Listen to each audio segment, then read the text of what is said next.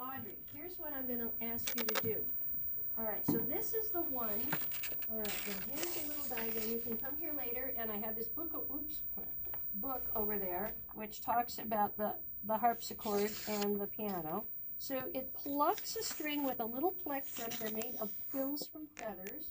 Sometimes they're made out of leather, but these have feather quills. And then the little hammer, it's got this thing that's sticking out, and it plucks it on the way up, and then it turns on an angle, and so when it goes back down, it doesn't pluck it again on the way down, because that's kind of a tricky thing to figure out how to make that technology.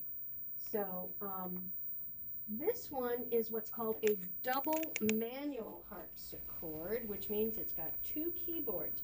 And with these levers and with pulling this in and out, you have a couple of different options.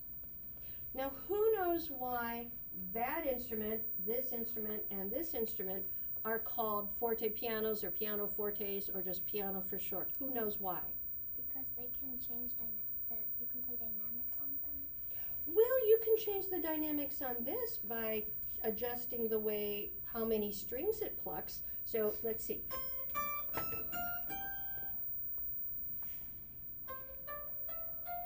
And this has a little buffer thing. It's a little piece of, I believe it is like suede that falls on the keys that stops up the sound. And you can even make it play, this, you hit this key. Can everybody see that the top keyboard keys are also going down? All right, so you can get a big sound. So this one can do dynamics. Who can tell me, you're half right. Who can tell me exactly what the difference is between a harpsichord and a piano, and why a plucked versus a struck instrument made all the difference?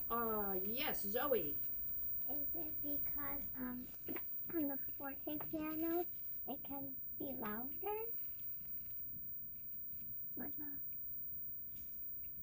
That doesn't exactly answer the question of what is the difference in the mechanism that allows us to control the loud and soft with our touch. So on the harpsichord, by plucking it, you can't, unless you change it somehow, you can't really get a big difference in the dynamics. By doing what? Hitting the key.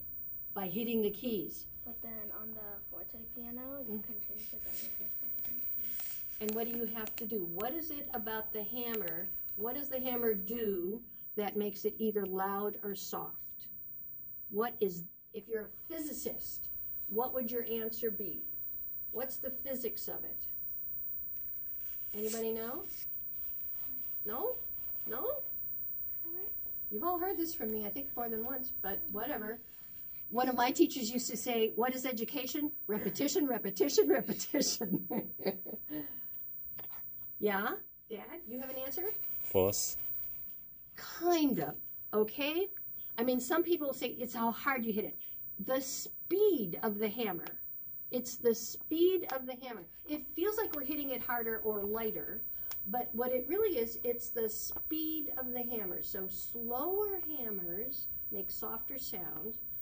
Faster hammers make louder sounds. So and yes, we are using some weight or not as much weight. That's a little bit different, but if you really want to take the single most important thing, so no matter how fast or slow you push this key down, it doesn't change the volume, which is what the piano forte, and that's why they called it the sound. It's called keyboard instrument with soft and loud.